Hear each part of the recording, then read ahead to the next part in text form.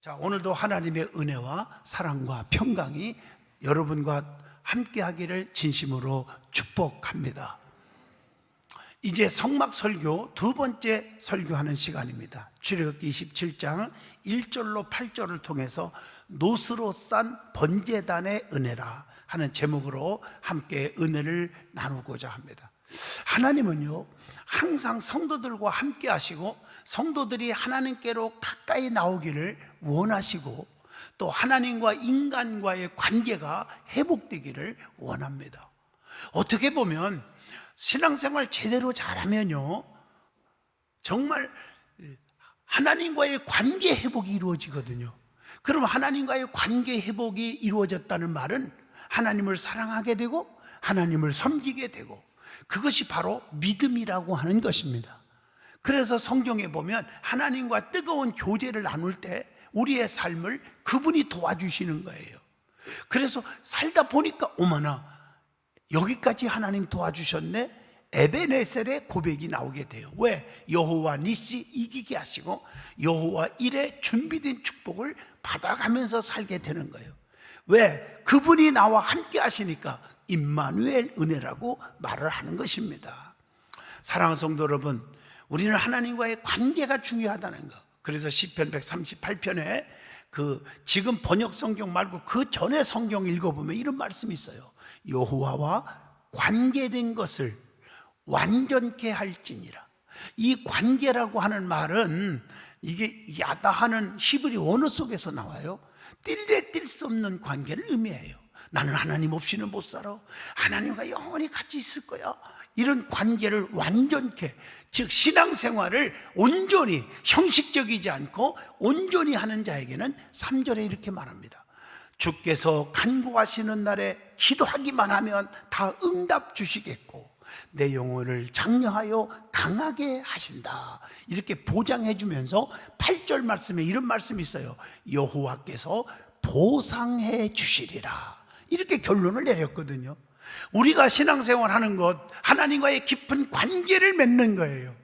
그 관계를 맺는 것은 나는 하나님 없이는 살 수 없습니다, 예배가 없이는 살 수가 없습니다, 이런 결단을 하는 것이며, 또 성도들끼리 이웃 간의 관계가, 또 부자지간의 관계, 부부지간의 관계, 성도들과의 관계, 주의 종과 성도의 관계가 아름답고 깨끗해야 된다는 사실, 이것을 강조하고 있다는 것입니다. 그러기 위해서는, 자, 구약에서는 제사라고 말을 하고 신약에 와서 오늘날은 예배라는 의미로 표현을 합니다.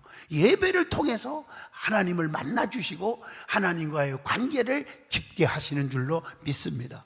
그렇기 때문에 하나님께서는 예배하는 자가 신령과 진정으로 예배하라고 말씀했고, 그 예배하는 사람을 하나님은 지금도 원하시고 계시고 기뻐하신다는 뜻을 아셔야 합니다. 특별히 오늘 본문 출애굽기 27장에서 보면 하나님께 번제를 드리기 위한 놋제단이라는 말이 나오죠. 이것을 번제단이라고도 말합니다. 그리고 성막의 뜰, 그리고 성소의 등불과 등불에 쓸 기름에 대해서 하나님께서 지시하신 말씀이 구체적으로 기록되어 있다는 것입니다. 이스라엘 백성은 광야 생활을 40년을 했죠. 그 40년을 지내는 동안에 그들의 중심부에 성막을 항상 배치시켰습니다. 그리고 성막 위에서 구름이 떠오를 때에만 이스라엘 백성이 전진 앞으로 이렇게 나아가게 되어 있음을 출애굽기 40장 36절로 37절에 말합니다. 우리가 앞으로 나아가는 길에 주의 임재하심이 없이는 안 되는 거예요. 주님이 나와 함께 하시고 믿음이 충만하고 임재하심을 믿고, 그때 앞으로 사업도 하고 가정생활도 하고 그리고 직장생활도 하고 모든 것이 그때 행해지는 것인 줄로 믿습니다. 그러니까 주님의 임재가 없이 신앙생활하는 것은 헛수고가 될 수도 있다는 것입니다. 늘 하나님은 나와 함께 하신다. 제가 강조하는 말씀이 뭐예요? 무슨 확신이 있어야 된다? 예수 믿는 사람은 임마누엘 확신입니다. 하나님이 나와 함께 하시고 계신다는 이 확신이 있어야 돼요. 그 확신이 있는 사람은 기도 응답의 확신이 생기는 겁니다. 기도하면 무조건 하나님이 내 기도 들어주신다고 하는. 그래서 불안, 초조, 근심, 걱정, 낙심, 좌절, 포기 싹 사라지고 담대함과 기쁨의 역사만 일어날 줄로 믿습니다. 오늘 이처럼 성막은 이스라엘 백성의 삶의 중심이요 표대와도 같은 것입니다. 오늘날 성전이 바로 그것입니다. 이 성막에 들어서면 첫 번째로 눈에 딱 들어오는 것이 있었는데 그것은 바로 노스로 만든 번제단이었습니다. 이 번제단은 이스라엘의 제사 제도에 있어서, 즉 예배에 있어서 가장 중요한 의미를 지닌 곳으로, 이 제단은 제물을 태워서 드리는 단이기 때문에 그걸 뭐라고 불러요? 번제단이라고도 하고, 놋으로 만들었기 때문에 놋단이라고도 불리게 됩니다. 이 번제단은 하나님께 속죄와 감사의 예물을 드리는 곳으로서 하나님과 인간을 연결하는 중개 역할을 하는 장소입니다. 여러분은 하나님 앞에 예배 드릴 때마다 속죄, 하나님 잘못했습니다, 한 주간도 잘못했습니다, 오늘도 잘못했습니다, 회개하면서 감사 예물과 회개 예물과 이렇게 하나님 앞에 고백하는 예물이 드려진다는 것입니다. 이 제단 위에 드려지는 예물은 인류를 위해서 향기로운 제물이 되어주신 예수 그리스도를 의미합니다. 예수님께서 흠없고 온전한 속죄 양으로서 고통을 침묵으로 감내하셨잖아요. 이사야 53장 7절입니다. 십자가 제단에서 생명을 바침으로, 마태복음 27장 45절로 50절, 모든 인류의 죄와 고통의 근원적인 문제를 해결하셨습니다. 그래서 이사야 53장 5절에 그가 찔림은 우리의 허물을 인하며 그가 상함은 우리의 죄악을 인함이라. 그가 징계를 받음으로 우리가 평화를 누리고 그가 채찍에 맞음으로 우리가 나음을 얻었도다. 오늘 이것을 깊이 새기셔야 합니다. 이러한 의미를 바탕으로 해서 오늘 본문을 통해서 저와 여러분이 깊은 깨우침과 교훈과 은혜를 받고자 합니다. 제일 먼저 번제단의 의미, 번제단의 뜻, 이것이 무엇이냐는 것입니다. 여러분, 번제라고 하는 말은 히브리 원어로 보면 오라라는 말이 있습니다. 이것은 동사 아라에라는 단어에서 온 명사로서 희생 제물로서 드릴 가축이나 새나 등등 그 전부를 제단 위에서 불을 태워서 제사하는 것을 의미합니다. 엄밀하게 보면 온전한 번제로 번역해야 할 것인데 일반적으로는 이것을 번제로 번역되어지고 있습니다. 그 다음에 단이라는 말이 있어요. 단, 번제단 할 때 단은 히브리 원어로 미즈페하으 하는 히브리 단어가 있습니다. 희생 제물을 위해서 동물을 어떻게 한다? 죽이는 거예요. 도살하다 하는 동사 자바흐에서 온 명사인데 동물을 학살하다, 죽이다는 뜻을 가지고 있습니다. 그러므로 번제단의 뜻은 동물을 죽여서 올라간다 하는 말로 표현할 수가 있겠죠. 그래서 구약에서는 짐승을 대신해서 죽여 태워서 드렸고, 신약에 와서는 오늘날은 예수님 자신이 우리 죄를 위하여 십자가에 돌아가신 것입니다. 그렇기 때문에 영적으로 말하면 죄인들이 하나님 앞에 나아가는 데는 이 번제단을 통과하지 않으면 절대로 안 되는 것입니다. 우리가 하나님 앞에 나아가는 데는 예수님의 보혈의 은총이 없이는 안 되는 줄로 믿습니다. 구원도 마찬가지잖아. 예수 그리스도의 이름 외에는 구원받을 만한 다른 이름을 결코 주신 적이 없다고 말하고 있습니다. 그러면 이 번제단의 특징에 대해서 한번 말씀을 드리고자 합니다. 이 번제단은 조각목을 이렇게 노스로 싸서 이렇게 싸가지고 만들어졌다고 그래요. 그래서 이 조각목은 뭘 의미하냐면은, 조각목은 조각조각 나무 말이에요. 그러니까 버림받은 인간을 상징하는 겁니다. 노스는 방패 대신 예수님, 즉 십자가를 상징합니다. 그러므로 버림받은 조각목 같은 저와 여러분 인간인데, 인간은 십자가가 아니면, 예수님의 십자가가 아니면 도저히 구원받을 수가 없다는 것입니다. 그렇기 때문에 번제단을 만들 때 조각목을 노스로 싸서 만들게 된 것입니다. 우리는 늘 예수 그리스도 안에 있어야 합니다. 십자가를 튼튼히 붙잡고 살아야 합니다. 그러면 환난과 핍박과 고난과 어려움이 와도 이길 수 있는 능력이 생깁니다.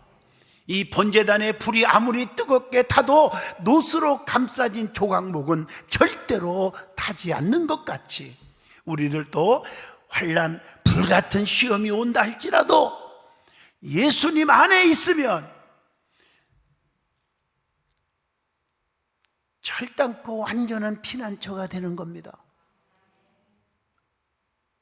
그리고 창세기 7장 23절을 보시면요, 노아 시대의 물심판 때에도 방주 안에 구원이 있었듯이 예수 그리스도 안에 있는 자만이 구원을 얻듯이 교회 안에 들어오는 자들이 구원을 받을 줄로 믿습니다. 그분의 핏공로를 믿고 그분의 부활을 믿으며 그분의 앞으로 올 재림을 기다리는 신앙이 있을 때, 소망의 역사를 가지고 있을 때 구원의 확신이 있어진다는 것을 절단코 잊어서는 안 됩니다. 우리는 하나님의 자녀입니다. 누가 뭐라고 해도 구원받은 백성입니다. 담대하게 확신을 가지고 사시기를 바랍니다. 수십 명의 노예가 일터로 끌려가고 있었습니다. 노예들은 지치고 절망적인 모습으로 머리를 깊이 숙인 채 땅만 내다보면서 걷고 있었습니다. 그런데 한 젊은 노예는 머리를 빳빳이 들고 가슴을 피고 희망에 찬 얼굴로 당당하게 걸어가고 있었습니다. 그는 어느 작은 나라의 왕자였는데, 노예가 되었어도 그는 자신이 왕자라는 사실을 잊지 않고 왕자다움을 지키고 있었던 것입니다. 우리는요, 만왕의 왕이신 하나님의 자녀입니다. 천국 백성입니다. 우리의 신분은 온 우주의 천국의 왕자이며 공주입니다. 주님의 자녀답게 우리는 겸손하면서도 당당하게 살아가시기를 바랍니다. 그 다음에 번제단의 크기는 하나님께서 정해주신 겁니다.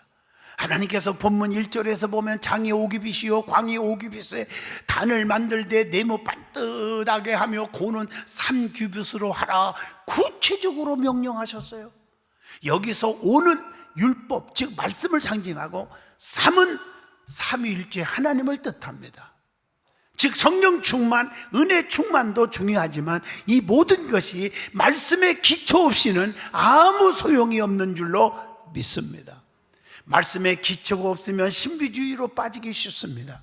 지정의를 바탕으로 말씀으로 토대를 삼아야 합니다. 그래서 교회는 말씀이 있는 곳이어야 됩니다. 하나님은 말씀 한마디로 죽은 나사로를 살리시고 천지를 창조하셨습니다. 교회는 하나님이 계신 곳입니다. 제단은 하나님의 임재하는 곳이기 때문에 단이라고 한 것입니다. 그러므로 하나님과 말씀을 사랑하고 사모하는 사람은 제단, 즉 교회를 가까이 할 수 있게 되고 교회에서 인정받는 성도가 되려고 헌신적인 삶을 살게 되는 것입니다. 번제단의 네 모퉁이 위에 뿔을 만들라고 본문 2절에 또 말씀합니다. 이 뿔은 힘과 능력과 구원을 상징합니다. 신명기 33장 17절입니다. 생명의 뿔, 구원의 뿔을 의미합니다.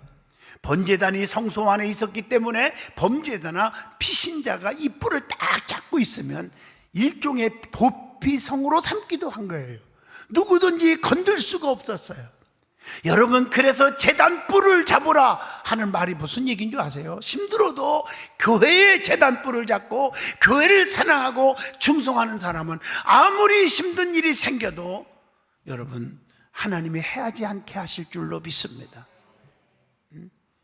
하나님은 교회를 그의 능력으로 지켜주시고 계십니다. 교회를 가볍게 여기지 않기를 축복합니다. 내 모퉁이의 뿔에 양의 피를 발랐다고 출애굽기 29장 12절로 14절에 나와요. 이 뿔에 예수님의 보혈의 피가 묻지 않으면 효력이 없다는 뜻입니다. 하나님의 제단은 보혈의 능력으로 충만하여야 합니다.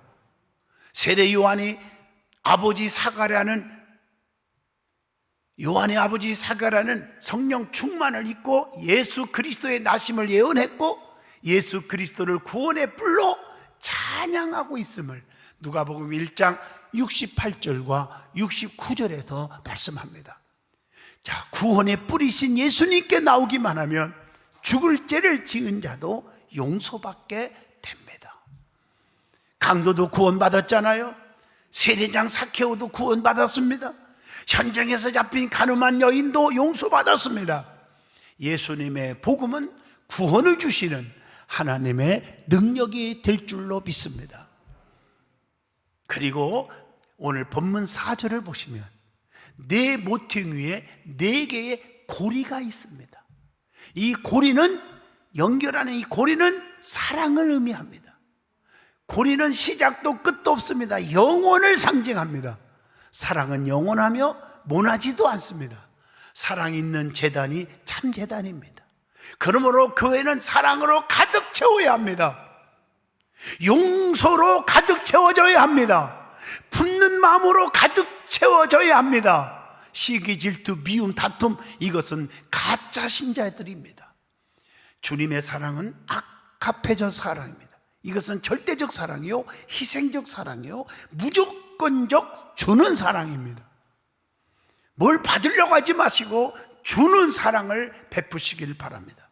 교회의 힘은 오래된 역사나 우리 교회가 50년, 100년 됐어가 아니라 헌금의 액수, 우리 교회는 수천만 원 나와, 아니 수천억 나와, 뭐 몇백억 나와가 중요한 게 아니고 우리 교회는 10,000명, 20,000명 모여, 이게 아니라 사랑이 있는 교회는 힘 있는 교회요, 축복의 성도들에게 주는 축복이 있습니다. 그래서 사랑이 첫째입니다. 교회의 사랑을 깨는 성도가 있다면 교회를 망치는 사람이라고 말합니다. 사랑으로 가득 채워주시기를 축복합니다. 누구든지 사랑할 수 있어야 돼요. 번제단은 2개의 채로 들 수 있게 했습니다. 2개의 채는 뭘 의미할까? 본문 7절에 신구약 말씀을 의미합니다. 어떤 분이 그래요? 만병통치약 있습니다. 좌절하지 마세요. 만병통치약이 있어요. 뭔데? 어디 가면 되는? 교회 가면 됩니다. 교회 가면 만병통치약이 어디 있습니까? 어디 있습니까? 있습니다. 신약과 구약입니다. 교회는 말씀에 입각하여 제단을 움직여야지, 말씀에 이탈되어 제단을 움직이면 망합니다. 성경 없는 얘기에, 야릇한 얘기에 귀를 기울이기를 좋아하는 사람은 잘못될 수가 있습니다. 번제단에는 본문 4절 보세요. 또 그물이 들어있어야 합니다. 이 그물은 제물을 바치는데 사용됩니다. 교회의 각 기관 성도는 그물이 되어 예수님을 받들고 있어야 합니다. 예수님의 이름을 이용하려 하지 말아야 합니다. 그리고 출애굽기 27장 20절에서 21절 보면 제단에는 불이 항상 있어야 합니다. 그래서 제단에는 불이 꺼지면 안 되는 거예요. 그래서 레위기 6장 12절 13절에 제단의 불을 항상 피워 꺼지지 않게 하라. 제사장은 아침마다 나무 태우고 번제물을 올려놓고 화목제의 기름을 쌀을 찌며 불은 끊임없이 피워 꺼지지 않게 하라, 이렇게 말했어요. 그리고 제물은 나 자신이 산제물이 되어야 한다는 것을 결코 잊어서는 안 됨을 로마서 12장 1절에 말씀을 주고 있습니다. 이처럼 번제단의 7가지를 말씀드렸습니다. 7가지의 특징을 이해하면 제단의 중요함, 교회의 중요성을 깊이 깨닫게 될 줄로 믿습니다. 그러면 오늘 말씀을 보면 번제단의 기구들이 나와요. 오늘 3절을 보시면요, 이 번제단에서 번제를 드릴 때 사용되었던 보조기구 5가지가 나오죠. 하나는 제통입니다. 제를 담는 통이죠. 제통은 청소통이라고도 말합니다. 번제단에서 태운 제를 부삽으로 긁어내서 담았다가 밖에 버리는 겁니다. 제통에 제를 담지 않으면 온통 그냥 먼지투성이가 돼버리는 것이. 그러므로 이렇게 모아서 담아야 돼.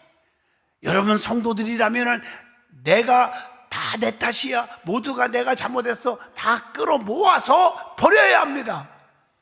교회의 온갖 먼지 같은 시험거리들, 부정적인 요소들, 불평, 원망거리들을 날려버리지 않고 혼자 끌어안는 제통과 같은 성도가 되시기를 축복합니다. 자기가 다 품어야 돼. 너 때문이야, 네가 잘못했어, 그러지 말란 말이에요. 제통은 재를 담아서 뚜껑을 닫아야 날아가지 않습니다. 품어야. 성도는 뚜껑이 닫힌 제통처럼 입을 다물고 비밀도 지켜줄 줄 알고, 상대방의 허물도 우리가 지켜줄 줄 알고, 상대방에게 용기와 희망을 주는 입이 무거운 자가 되셔야 합니다. 뒤에서 비판 안 하거나 남 얘기하고 수군거리는 자가 되면 이건 잘못된 자들입니다. 그 다음에 제통신자는 죄를 집 밖에 가서 쏟아 버려야 합니다. 십자가 밑에서 부르짖고 쏟아 놓는 성도가 되라는 뜻입니다. 그 다음에 두 번째가 부삽이 있습니다. 제단에서 재물과 나무가 타면 재가 생기는데 이것이 성전에 날리면 더러워지니까, 공기도 나빠지니까 부삽으로 미리 긁어내는 거예요. 교회 안에서 시험거리에 재를 긁어 담는 부삽과 같은 성도가 필요합니다. 화목의 은사가 있어야 합니다. 부삽과 같은 신자가 되어야 하는데 무엇을 긁어내야 합니까? 교회에서 심령 속의 병, 질병, 귀신 역사, 마귀 사탄 역사, 시험거리, 불평거리 모두 긁어내야 합니다. 세 번째는 대야가 있어야 합니다. 제단 위에 올려놓기 위하여 고기를 담아서 나르는 대야입니다. 이것은 성도들의 전도 생활을 교훈하고 있습니다. 주님의 마지막 지상 명령을 잊어서는 안 됩니다. 사도행전 1장 8절 땅 끝까지 이르러 내 증인이 되라고 성령 충만 주신 이유는 주님을 자랑하고 전도하라고 성령의 충만한 은혜를 주시는 것입니다. 봉사의 그릇이기도 합니다. 열심히 교회 봉사하는 그릇이 되어야 합니다. 네 번째는 고기를 딱 찍어서 내는 갈고리가 있어야 돼요. 고기 갈고리는 대야에 담아온 고기를 제물을 딱 찍어서 번제단에 올려놓는 기구를 가리킵니다. 여러분, 사랑의 갈고리가 되어야 합니다. 이 갈고리에 연결되지 못하는 고기는 도망갈 수밖에 없어질 수밖에 없어요. 사랑이 없다, 냉랭하다 하면서 불평하면서 다 교회를 떠나버리는 것입니다. 시간과 정성을 다해 충성하고 봉사해야 할 신앙이 곧게 서는 것입니다.